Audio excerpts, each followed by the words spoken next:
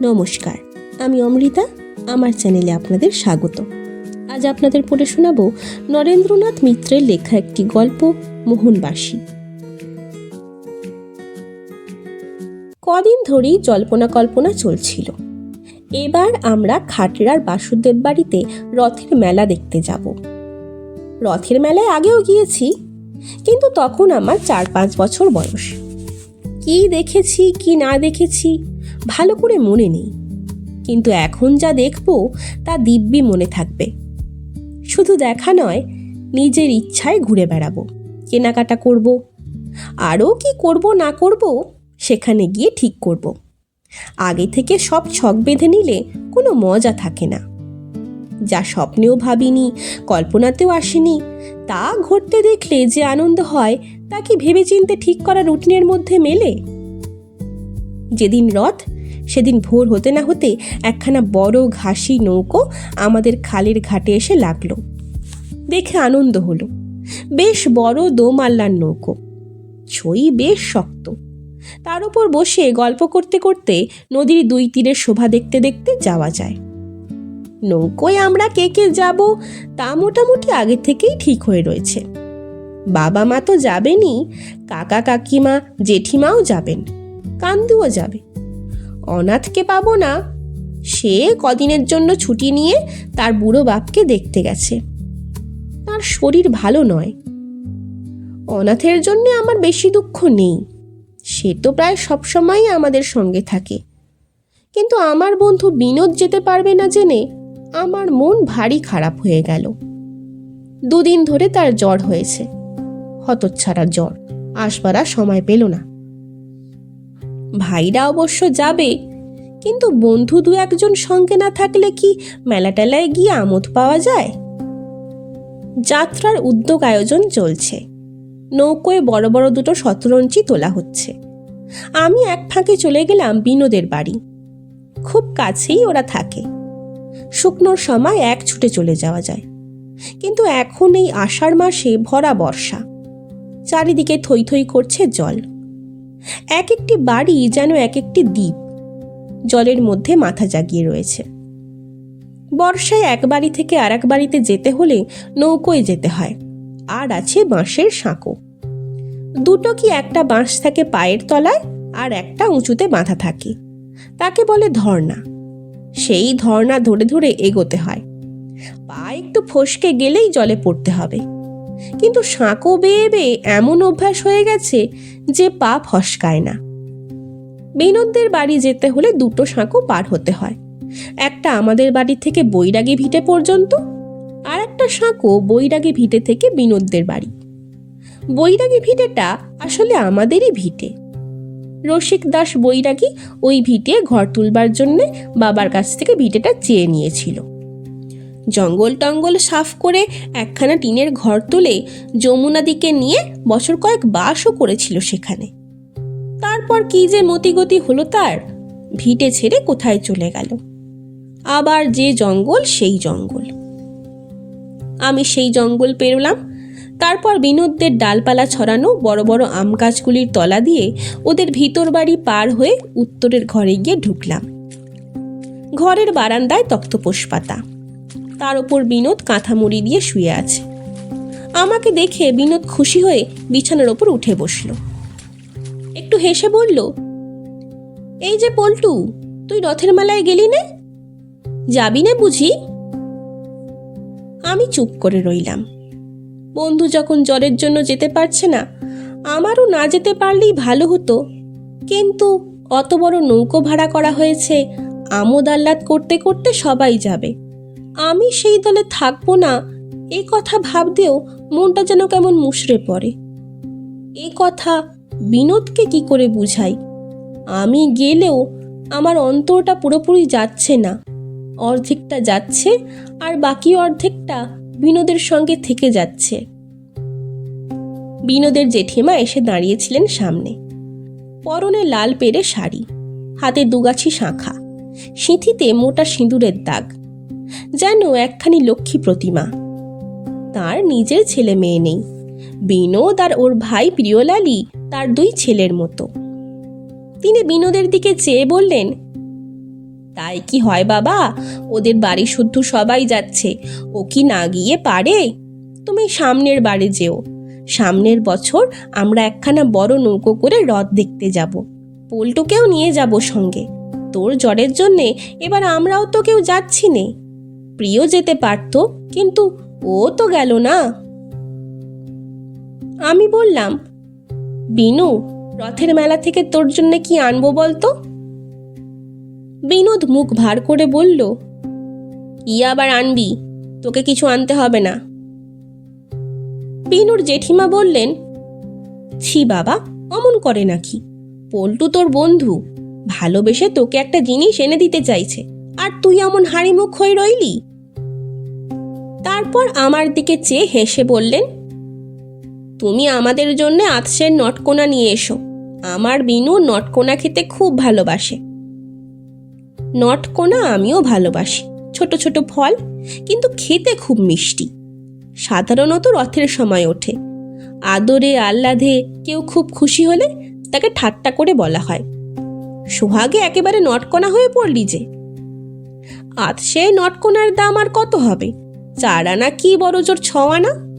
কিন্তু আমি যে আমার বন্ধুর জন্য কোনো একটা দামি জিনিস আনতে চাই, যে জিনিস জিভে দেবার সঙ্গে সঙ্গে গলে যাবে না, ঘরে বহুদিন ধরে থাকবে, আর আমার কথা ওকে মনে করিয়ে দেবে। আমি বললাম, শুধু আতসের নটকোনা জেঠিমা, আর কিছু না? জেঠিমা হেসে বললেন, নটকোনায় যদি মন না ওঠে, তুমি তোমার বন্ধুর জন্যে গোটা রথের মেলাটাই তুলে নিয়ে এসো বাবা। আমি হেসে বললাম, তাই আনবো জেঠিমা। বিনোদও আমাকে হাসি মুখে বিদায় দিল। ওর ঠোঁটে জ্বর ঠসকা পড়েছে, তবু ওর হাসিটুকু ভারী মিষ্টি দেখালো। ও বুঝতে পেরেছে আমি ওর জন্যে কিছু ভালো উপহারই নিয়ে আসব। বাড়িতে ফিরে এসে দেখি হুলুস্থুল কাণ্ড। সবাই আমার খোঁজ করছে। যারা যাবে তারা প্রায় সবাই নৌকোয় উঠে বসেছে, শুধু আমারই দেখা নেই। বাবা রাগ করে বললেন, কোথায় গিয়েছিলি? তোরা রথে যাওয়ার দরকার নেই, থাক তুই বাড়িতে। আমি কোনো কথা বললাম না, বলবার তো কিছু নেই। জামা জুতো পরে তাড়াতাড়ি নৌকোয় উঠে বসলাম। ভোর হতে না হতেই কাকিমা 1 হাঁড়ি খিচুড়ি রেঁধেছিলেন, সঙ্গে আলু ভাজা, পটল ভাজা আর ছোট ছোট চিংড়ি মাছ ভাজা। পেট ভরে খেয়ে নিয়েছি। শিগগির আর খিদে পাবে না। এ বাড়ি ও বাড়ির পাড়ার আরও অনেকে আমাদের নৌকোয় উঠলেন। যাতে তাসের সঙ্গীর অভাব না হয় সেদিকে বাবার বেশ নজর আছে। প্রাণনাথ শীল এলেন সঙ্গে। বেটে খাটো মানুষটি যাতে পরামানিক। চুলদাড়ি কামাতে যেমন ওস্তাদ, গল্পগুজবেও তেমনই পটু। আমরা 3 ভাই তাকে দোস্ত বলে ডাকি। উঠলেন রাহাবাড়ির বিপিন ঠাকুরদা। বয়স হয়েছে, তবু বেশ শক্ত সামর্থ্য চেহারা, গায়ে খুব শক্তি, কোদাল কুরুল বেশ চালাতে পারেন।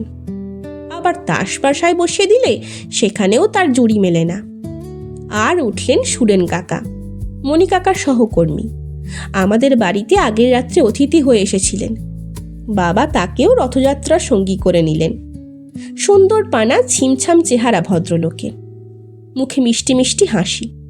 তাস খেলেন খুব মনোযোগ দিয়ে, ধীর স্থির শান্তভাবে। মেয়েরা একদিকে বসলেন পানের ডিবে নিয়ে, বাবা তার সঙ্গীদের নিয়ে আর একদিকে তাসের আসর পাতলেন। সেখানে হুকো, কলকে, বিড়ি, সিগারেট সবই আছে, যার যাতে সুবিধে। কান্দু বাঞ্ছু দুজনের মধ্যে খুব ভাব হয়ে গেছে। ওরা গল্প করতে করতে চলেছে। আমি শুধু কোনো দলে ভিড়তে পারছি না। 1 নৌকো যাত্রীর মধ্যেও আমি যেন একা একাই যাচ্ছি। এই সময় বিনোদের কথা আমার খুব মনে পড়তে লাগলো। ও যদি সঙ্গে থাকতো আমিও গল্প করতে পারতাম। আমার মনে হলো, মনের মধ্যে একজন সঙ্গী না থাকলে রথ দেখতে আসার কোনো মানে হয় না। কিন্তু কিছুক্ষণের মধ্যেই আমার মনমরা ভাব কেটে গেল। ছইয়ের বাইরে বসে আমি সব দেখতে দেখতে চললাম। নদীতে ছোট বড় নানা আকারের নৌকো, আর নৌকো ভরা যাত্রী। সবাই কি খাটরার রথ দেখতে চলেছে? গ্রামান্তরের লোক যাচ্ছে সেই রথের মেলায়। রথের সময় এত বড় মেলা ধারে কাছে আর হয় না। মাঝে মাঝে এক নৌকোর সঙ্গে আর এক নৌকোর প্রতিযোগিতা হচ্ছে, কে কার আগে যেতে পারে। আমাদের মাঝিকে আমি জিজ্ঞাসা করলাম, তোমরা পারো ওই সামনের নৌকাটার সঙ্গে পাল্লা দিতে? কালো চাপদাড়িওয়ালা ইয়াসিন মাঝি মাথা নাড়ল, এসে বলল, না কর্তা। সুরেন কাকা তাসের আসর ছেড়ে কখন এসে আমার পাশে বসেছিলেন। তিনি আমাকে বুঝিয়ে দিয়ে বললেন, তা কি করে পারবে, ওদের হলো 4 দাঁড়ের নৌকো, আমাদের 2 দাঁড়ের পাল্লা দিয়ে কি পারে? জেঠিমা ভিতর থেকে বলে উঠলেন, না না, এক নৌকো মানুষ পাল্লা দিতে গিয়ে শেষে কি ভরাডুবি হবে? তবু মাঝিরা নিজেদের আনন্দেই 2 মাল্লার কি 3 মাল্লার নৌকোর সঙ্গে পাল্লা দিয়ে এগিয়ে চলল। পথ ঘাট মাঠ বাট সব জলে জলাকার। আমরা যেন এক মহাসমুদ্রের ভিতর দিয়ে কোনো এক অজানা অচেনা দ্বীপ আবিষ্কার করতে চলেছি। তারপর এক সময় আমাদের নৌকো পল্লীবেড়ায় এসে পৌঁছলো। পল্লীবেড়ার নাম শুনে সবাই বাইরে এসে দাঁড়ালেন। বাবা মাঝিকে সতর্ক করে দিয়ে বললেন, খুব সাবধান, নৌকো যেন চোরাটানের মধ্যে গিয়ে না পড়ে। খরস্রোতা এই খালের কথা আগেও শুনেছি। এখানে নাকি অনেক নৌকোডুবি হয়েছে। কোনো এক বছর ঝড়ের সময় নৌকোডুবিতে লোক মারাও গিয়েছে। আমি, কান্দু আর বাঞ্ছু এবার ঘনিষ্ঠ হয়ে বসলাম। আমাদের নৌকো ডুবে গেলে কি হবে তাই নিয়ে জল্পনা কল্পনা করতে লাগলাম। বাঞ্ছু বলল, আমি সাঁতার জানি, সাঁতরে সাঁতরে ঠিক ওপারে গিয়ে উঠতে পারবো। কান্দু বলল, ইস, ওইটুকু সাঁতার জানলেই যদি হতো, জলে পড়লেই তুই পাথরের চাঁইয়ের মতো তলিয়ে যাবি। আমি ভাবছিলাম, নৌকো টৌকো ডুবে গেলে মন্দ হয় না, বেশ একটা রোমাঞ্চকর অ্যাডভেঞ্চার হয়। এক পার লোক জলে ডুবে হাবুডুবু খায়, পিঁপড়ের মতো সাঁতরে সাঁতরে কোথাও গিয়ে ওঠে। কিন্তু কেউ যেন মরে টরে না যায় বাবা, সে এক কেলেঙ্কারি। কিন্তু তেমন কোনো অঘটন ঘটল না। আমরা কোনো দুঃসাহসিক অভিযানের অভিযাত্রী হতে পারলাম না। তবে ছোট্ট একটু ঘটনা ঘটল। এই ঘুরপাক খাওয়া জলের মধ্যে কিছু একটা ফেলে দিলে তা কোথায় তলিয়ে যায় দেখবার আমার খুব বাসনা, কিন্তু হাতের কাছে কিছু পাচ্ছি না। জেঠিমার পানের বাটার কাছে কয়েকটা পানের বোঁটা আছে, খুবই ছোট, ওগুলি ফেলে আর কি হবে। আমাদের দোস্ত প্রাণনাথের একখানি বাঁশের লাঠি আছে, কিন্তু সেখানা বুকের পাঁজরের মতো সে আগলে রেখেছে। হঠাৎ কান্দু বলল, বাঞ্ছু, তো পকেটের ছোট্ট পেন্সিলটা দে না, ওটা তো ক্ষয়ে গেছে, ওটা দিয়ে কদিনই বা লিখতে পারবি। মালিকের অনুমতির অপেক্ষা না রেখে কান্দু তার পকেট থেকে পেন্সিলটা তুলে নিয়ে জলে ফেলে দিল। জলস্রোতে ঘুরপাক খেতে খেতে পেন্সিলটা যে কোথায় নিরুদ্দেশ যাত্রা করলো আমরা তা টের পেলাম না। এই আকস্মিক ঘটনায় বাঞ্ছু প্রথমে হতভম্ব হয়ে রইল, তারপর রেগে আগুন হয়ে বলল, আমার পেন্সিল নিয়ে যত জারি জুড়ি, এতই যদি ঘূর্ণি দেখবার শখ, নিজের জামাটা খুলে ফেলে দিতে, জুতোর এক পাটি ফেলে দিয়ে দেখতে। কথাটা বাবার কানে গেলে আর রক্ষা থাকবে না। আমরা দুজনে মিলে তাই ওকে শান্ত করতে লাগলাম। চুপ চুপ, দুঃখ করিস নে, রথের মেলা থেকে তোকে বড় একটা পেন্সিল কিনে দেব। প্রত্যেকে আমরা 4 আনা করে পকেট খরচা পেয়েছি, আমাদের তহবিল থেকেই ব্যয় করব, বাঞ্ছুকে কিছু দিতে হবে না। বাঞ্ছু বলল, অর্ডিনারি পেন্সিল দিলে আমি নেব না, আমাকে 2 রঙা লাল নীল পেন্সিল কিনে দিতে হবে। কান্দু আপত্তি করতে যাচ্ছিল, আমি চোখের ইশারায় তাকে থামিয়ে দিয়ে বললাম, তাই দেব। তারপর আমরা নিরাপদে খাটড়ায় এসে পৌঁছলাম। তখন প্রায় দুপুর। বটতলার ঘাটে সারি সারি নৌকো এসে ভিড়েছে, নানা আকারের নানা ধরনের নৌকো। কোনো কোনো নৌকোয় রান্না হচ্ছে। ইলিশ মাছের গন্ধে আকাশ বাতাস ভরে উঠেছে।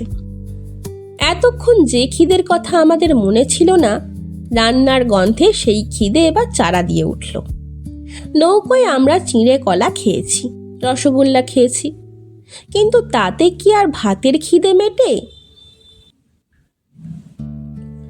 নৌকো থেকে সবাই আমরা ডাঙায় নেমে পড়লাম। বাবা তার সঙ্গীদের বলে দিলেন, মেলায় নেমে তোমরা যার যেখানে খুশি যাও, যে যার খুশি তাই করো, কিন্তু বেলা 4টে বাজতে না বাজতে সবাই এই নৌকোর কাছে ফিরে আসবে। 4টের সময় নৌকো ছেড়ে দেওয়া হবে। যে যে এই নৌকোয় যাবে না তারা বলে যাও, তাদের জন্য আমরা আর অপেক্ষা করব না। সুরেন কাকা বললেন, কি যে বলেন মেজদা, অত তাড়াতাড়ি কেউ কি আর ফিরবে?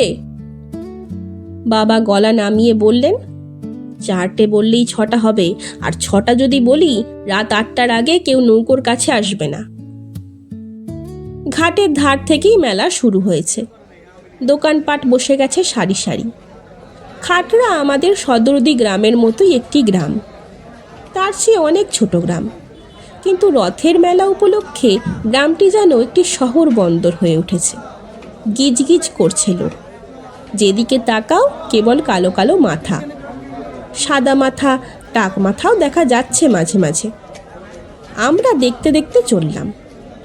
যে দিকটা দিয়ে গেলাম সেদিকে খাবারের দোকানই বেশি। তেলে ভাজার দোকানও আছে, আবার মিষ্টির দোকানও আছে, সিঙ্গাড়া, নিমকি, জিলিপি, সন্দেশ, রসগোল্লা। কিন্তু দেখে আমাদের কারো জিভে জল এলো না। প্রাণটা তখন ভাত ভাত করছে, কিন্তু ডাল ভাতের হোটেল এখানে কোথাও নেই। ফলাহারের বন্দোবস্ত আছে, প্রচুর আম, কাঁঠাল, কলা, আনারস বিক্রি হচ্ছে। আনারস দেখে দিদি ভাইয়ের ছড়াটা মনে পড়ে গেল, বন হতে এলো রে টিয়ে, সোনার মুকুট মাথায় দিয়ে। কিন্তু সোনার মুকুট কেনার জন্যে আমরা সেই মুহূর্তে কেউ উৎসুক হয়ে উঠলাম না। বাবা বললেন, চল তোদের আগে রথ দেখিয়ে নিয়ে আসি। বাঞ্ছু বলল, রথটা না দেখতে পারবো তো? কান্দু বলল, রথ নিজেরা আমরা টেনেও দেখব। কিন্তু আরো খানিক দূর এগিয়ে গিয়ে দেখি কদম গাছের তলায় রথ দাঁড়িয়ে দাঁড়িয়ে বিশ্রাম করছে। কিন্তু আরো খানিক দূর এগিয়ে গিয়ে দেখি কদম গাছের তলায় রথ দাঁড়িয়ে দাঁড়িয়ে বিশ্রাম করছে। গাছের ডালগুলি প্রায় খালি, সব কদম ফুল পেরে রথ সাজানো হয়েছে। আমরা যা ভেবেছিলাম তা নয়, কাঠের রথ নয়। বইতে পুরীর জগন্নাথের রথের যে ছবি দেখেছি, রামায়ণের পাতায় রাবণের সোনার রথের যে ছবি দেখেছি, কি মহাভারতে কুরু পাণ্ডবের রথের যে ছবি দেখেছি, তার সঙ্গে বাসুদেব বাড়ির রথের কোনো মিল নেই। কাঁচা বাঁশের তৈরি 3তলা রথ, অবশ্য খুব উঁচু। চাকাগুলি কাঠের, মোটা মোটা দড়ি বাঁধা আছে রথের। শুনলাম সকালেই রথ টানা হয়ে গেছে। মা জেঠিমারা রথের দড়িতে মাথা ছুঁয়ে প্রণাম করলেন। তাদের দেখা দেখি আমরাও প্রণাম করলাম। কিন্তু রথের ঠাকুর কই? তারা রথে বসে নেই। রথ থেকে তাদের নামিয়ে ছোট মন্দিরটার মধ্যে রাখা হয়েছে। আমরা কয়েক পা এগিয়ে সেই মন্দিরের সামনে গিয়ে দাঁড়ালাম। জগন্নাথের পরিবর্তে এখানে দেবতা হলেন বাসুদেব, কালো পাথরের চতুর্ভুজ মূর্তি, মুখখানা ভারী সুন্দর দেখতে। মাঝখানে সুভদ্রা, তার পাশে দুগ্ধধবল বলরাম যথারীতি নিজেদের আসনে হাসি মুখে দাঁড়িয়ে রয়েছেন। দেব দর্শন তো হলো, কিন্তু তাতে কি খিদে মেটে? সবাই চিঁড়ে, গুড়, দই, মিষ্টি সব খেয়ে নিলেন, কিন্তু ওসব আমাদের মুখে রুচল না। বাবা আমাদের মনের অবস্থা বুঝে বললেন, আচ্ছা চল আমার সঙ্গে, আর এক জায়গায় তোদের নিয়ে যাই, সেখানে কোনো ব্যবস্থা করা যায় কিনা দেখি। বাবার সঙ্গে সঙ্গে আমরা এগোতে লাগলাম। খানিক দূর গিয়ে একটি বাড়ির সামনে গিয়ে বাবা ডাকলেন, চক্রবর্তী মশাই আছেন নাকি? কে? বলতে বলতে মোটা সোটা এক ভদ্রলোক বেরিয়ে এলেন, খালি গা, গলায় পইতে। তিনি বাবাকে দেখে খুশি হয়ে বললেন, আরে মিত্তির মশাই যে, আসুন আসুন, রথের মেলা দেখতে এসেছেন বুঝি? এরা সব। বাবা আমাদের পরিচয় করিয়ে দিয়ে বললেন, 2টি ছেলে, একটি ভাইপো, প্রণাম করো ওকে। আমরা সঙ্গে সঙ্গে নিচু হয়ে তার পায়ের ধুলো নিলাম। তিনি বললেন, থাক বাবা থাক। বাইরের ঘরে একটা তক্তপোষের উপর শতরঞ্চি বিছানো, তাতে তিনি আমাদের বসতে বললেন। বাড়িতে বেশ ভিড়, কেউ কেউ ভিতরে যাচ্ছে, আবার ভিতর থেকে বাইরে আসছে। মনে হলো ভিতরে খাওয়া দাওয়া চলছে। বাবা বললেন, জানিস উনি কে? মঙ্গল চক্রবর্তী, ওর যাত্রার দল আছে। সেই দল নিয়ে সেবার আমাদের ভাঙ্গায় গিয়েছিলেন যাত্রা করতে, কংসবধের কংস হয়েছিলেন। এ কথা শুনে আমরা খিদে তৃষ্ণা ভুলে গেলাম। চক্রবর্তী মশাইয়ের মুখের দিকে অবাক হয়ে তাকালাম। সাজ নেই, পোশাক নেই, তবু যেন কংসকেই দেখতে পাচ্ছি। বাবা বললেন, গোটা একটা দল চালাবার ভার মাথার ওপর, তবু বড় বড় পাঠ করেন। প্রহ্লাদে হিরণ্যকশিপু, রাবণ বধে রাবণ। চক্রবর্তী মশাই হেসে বললেন, হ্যাঁ বাবা, শত্রুভাবেই তাকে ভজনা করে যাচ্ছি। বাঞ্ছু জিজ্ঞাসা করল, রাবণের আর 9টা মুন্ডু কোথায় রেখেছেন? কান্দুরও খুব কৌতূহল তখন। যাত্রার দলের সাজ পোশাকগুলি আছে? চক্রবর্তী মশাই হেসে বললেন, সব এখানে নেই বাবা, তোমাদের পরে একদিন সব দেখাবো, আজ তো ব্যস্ত আছি কি না। ভালো কথা, মিত্তির মশাই, বাচ্চাদের খাওয়া দাওয়া হয়েছে? বাবা বললেন, হ্যাঁ, ওরা জলখাবারটা আবার সব খেয়ে নিয়েছে। তিনি বললেন, তাই কি হয়, জলখাবার খেয়ে ওরা এই দুপুরবেলায় থাকতে পারবে কেন? চলো, তোমরা 2টি ডাল ভাত খেয়ে নেবে। বাবা আপত্তি করতে লাগলেন, আমরাও আপত্তি করলাম, কিন্তু চক্রবর্তী মশাই কিছুতেই ছাড়লেন না। বললেন, আরে মশাই, রথ উপলক্ষে আত্মীয় স্বজন কত এসেছে, গরিব বলে কি 2টো ডাল ভাত ওদের দিতে পারবো না? শুধু ডাল ভাত নয়, সেই সঙ্গে মাছ ভাজাও ছিল, আর ছিল 2 মিষ্টি। সেসব অবশ্য আমরা খেলাম না। পরে শুনলাম গান বাজনা উপলক্ষে ওর সঙ্গে বাবার আলাপ পরিচয়, বন্ধুত্ব হয়েছে। মামলা মোকদ্দমার ব্যাপারে বাবার সেরেস্তায়ও ওকে যাতায়াত করতে হয়। বাবা সাধ্যমতো ওর উপকার করে থাকেন। খাওয়া দাওয়ার পর একটু বিশ্রাম করে আমরা আবার মেলা দেখতে বেরোলাম। রথের চেয়ে রথের মেলাটাই বড়। কত দোকানপাট, অস্থায়ী চালা বেঁধে বেঁধে তার মধ্যে সব দোকান পেতেছে দোকানিরা। মেয়েদের শাঁখা, চুড়ি, সাবান, স্নো পাউডারের দোকান, তাঁতে বোনা শাড়ি, গামছা, বিছানার চাদরের দোকান, মাছ ধরার সব সরঞ্জামের দোকান, বড়শির ছিপ, বাঁশের বেতি দিয়ে বোনা দোয়াইর বয়সনা, কত কি, বেতের তৈরি ছোট বড় ধামা, সাজি। আবার এক জায়গায় বইয়ের দোকানও বসেছে। লক্ষ্মীর পুঁথি, শনি সত্যনারায়ণের পাঁচালি, ছোট বড় নানা আকারের পঞ্জিকা, রামায়ণ, মহাভারত, নাটক, নোভেলও আছে। যা দেখি তাই কিনতে ইচ্ছা করে, কিন্তু হাতে অত পয়সা কোথায়? এরই মধ্যে এক ফাঁকে বাঞ্ছুর জন্যে একটি রঙিন পেন্সিল কিনে দিলাম। বাঞ্ছু খুব খুশি। শেষ পর্যন্ত আমি 8 আনা দিয়ে একখানা বই কিনে নিলাম, পৃথ্বীরাজ যাত্রাভিনয়। ভাবলাম বাড়ি গিয়ে সবাই মিলে অভিনয় করব। কাকে কোন পাঠ দেব তা পর্যন্ত মনে মনে স্থির করে ফেললাম। সন্ধ্যার আগে আগেই নৌকোর কাছে আমরা সবাই ফিরে এলাম। সবাই নয়, কেউ কেউ অন্য নৌকোয় যাবেন, কেউ বা অন্য কাজের জন্য এখানেই থাকবেন। হঠাৎ আমার মনে পড়ল, আহা, বিনোদের জন্য তো কিছু কেনা হলো না। মনে পড়ার সঙ্গে সঙ্গে সবাইয়ের চোখের আড়ালে আমি একাই বেরিয়ে পড়লাম। খানিক দূর এগোতেই আবার সেই দোকানপাটে সারি, লোকজনের ভিড়। কিন্তু বিনোদের জন্য কি যে কিনি ভেবে পেলাম না, অথচ তাড়াতাড়ি ঠিক করে ফেলতে হবে, সময় নেই। হঠাৎ চোখে পড়ল মিশকালো রঙের একটি লোক কতকগুলি বাঁশি নিয়ে বসেছে। মাথায় বাবরি, চোখ 2টি বড় বড়, ভারী সুন্দর দেখতে। বাঁশের তৈরি বাঁশি, কিন্তু সাধারণ বাঁশি যেন নয়। আমার মনে পড়ল বিনোদ গান গাইতে পারে, বাঁশি বাজাতেও পারে। যে গান ও গলায় গায় সেই গানের সুর আবার বাঁশিতেও তুলতে পারে। ওর অপূর্ব ক্ষমতা, এমন আমরা আর কেউ পারি নে। ওর জন্য একটা বাঁশি নিয়ে গেলে ও নিশ্চয়ই খুশি হবে। বাঁশিওয়ালা, কত করে বাঁশি এক একটা? 8 আনা বাবু। 6 আনায় দাও না। না বাবু, কম হবে না। যে সে বাঁশি নয়, এর নাম মোহন বাঁশি। বাজবে তো? একটু বাজিয়ে দেখাও না। বাঁশিওয়ালা একটা বাঁশি তুলে নিয়ে বাজাতে লাগলো। ভারী মিষ্টি সুর। আমি তাড়াতাড়ি 8 আনা দিয়ে বাঁশিটা কিনে নিয়ে নৌকোর কাছে গেলাম।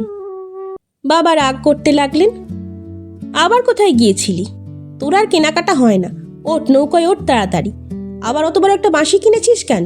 বাঁশি দিয়ে কি হবে? আমি সে কথার জবাব না দিয়ে নৌকোর ভিতরে গিয়ে বসলাম। আগের মতো বসবার জায়গা আর নেই।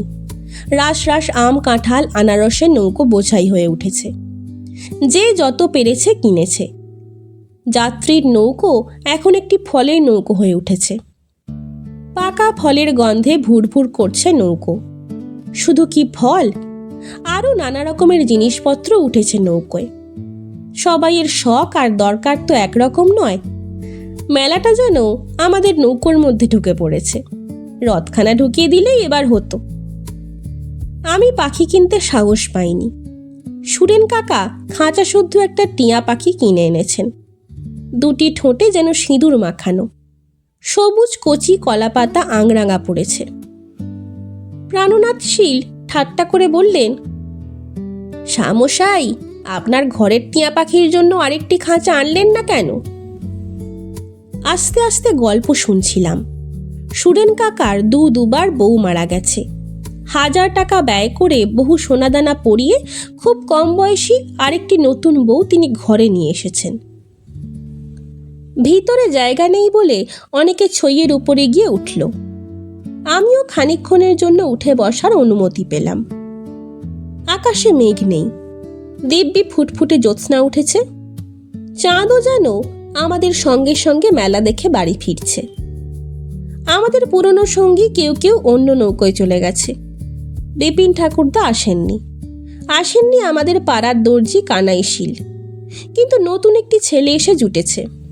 হাতে পায়ে ধরে আশ্রয় নিয়েছে আমাদের নৌকোয়। তার নাকি কেউ নেই। সে পথে হাসান দিয়ায় নেমে যাবে। শুনলাম সে যাত্রার দলে, কবির দলে কাজ করেছে। লেখাপড়া তেমন জানে না, তবে গান বাজনা জানে। এই কথা শুনে সবাই তাকে আদর করে ছইয়ের ওপর নিয়ে গেলেন। বাবাও গাইতে লাগলেন সঙ্গে সঙ্গে। নিকুঞ্জও গাইতে লাগলো। ওই নামেই সে নিজের পরিচয় দিয়েছিল। হারমোনিয়াম, বায়া তবলার মতো সে বাঁশিও বাজাতে পারে শুনে আমার বাঁশিটা তাকে বাজাতে দেওয়া হলো। অনেক গানের সুরই সে বাঁশিতে তুলে আনলো। বেঁধো না তরিখানি আমার এই নদীকূলে, মাঝি তরি হেতা বাঁধব নাকো আজিকার সাজে। আরেকটি গানের সুর মনে আছে, কে বিদেশি মন উদাসী, বাঁশের বাঁশি বাজাও বনে। রাত বাড়তে লাগলো। মাঝিরা কোন পথ দিয়ে আমাদের নিয়ে চলল বুঝতেই পারলাম না। চারিদিক নিস্তব্ধ। গ্রামগুলি কান্দুবাঞ্ছুর মতোই ঘুমে কাদা হয়ে রয়েছে। চারিদিকে কেবল ছলাৎ ছল শব্দের জল তরঙ্গ। মণিকাকা একসময় বললেন, পল্টু, ঢুলতে ঢুলতে তুই তো জলে পড়ে যাবি, যা নিচে গিয়ে শুয়ে পড়। ছইয়ের তলায় এসে কুকুর কুণ্ডলি হয়ে কোনো রকমে শুয়ে পড়লাম। হাসানদিয়া, শ্রীধরচর পার হয়ে ঝাপুরে সদরদি ছাড়িয়ে ঘাটে ঘাটে পড়শিদের নামিয়ে নামিয়ে নৌকো আমাদের খালের ঘাটে এসে লাগলো। সবাই যে যার জিনিসপত্র গুছাতে ব্যস্ত। আমার দুটি মাত্র সওদা, একখানি বই আর একটি বাঁশি। বইখানি আছে, কিন্তু বাঁশিটি কই? বাবা বললেন, বাঁশিটি নিকুঞ্জ নিয়ে গেছে। আমি তো অবাক। বললাম, চুরি করে নিয়েছে? বাবা বললেন, চুরি করবে কেন? যাওয়ার সময় খুব কাকুতি মিনতি করছিল, দিয়ে দিলাম। তুই তো আর বাঁশি বাজাতে পারিস নে, তোকে না হয় পরে আর একটা বাঁশি কিনে দেব। আমার বাঁশি আর একজন বড় বাঁশি বাজিয়ের হাতে চলে গেছে। ওই বাঁশি বাজিয়ে কতজনকে সে মুক্ত করবে, কতজন তাকে বাহবা দেবে। কিন্তু সে কথা ভেবে আমি সেদিন কোনো সান্ত্বনা পেলাম না। বাবা আমাকে যতই বাঁশি কিনে দিন না কেন, আমার নিজের হাতে কেনা রথের মেলার মোহনবাসীর সঙ্গে তার কি তুলনা হয়? তাছাড়া কাল ভোরে গিয়ে বিনোদকে আমি কি উপহার দেব? বাঁশির বদলে বাঁশির গল্প? এ গল্প কি সে বিশ্বাস করবে? এর আগে আমরা তো কেউ কাউকে অবিশ্বাস করিনি। শুনছিলেন নরেন্দ্রনাথ মিত্রের লেখা একটি গল্প, মোহনবাসী। গল্প পাঠ কেমন লাগছে তা আমাকে কমেন্টের মাধ্যমে জানান। যদি ভালো লাগে তবে লাইক, শেয়ার এবং সাবস্ক্রাইব করে পাশে থাকবেন। ধন্যবাদ। নমস্কার।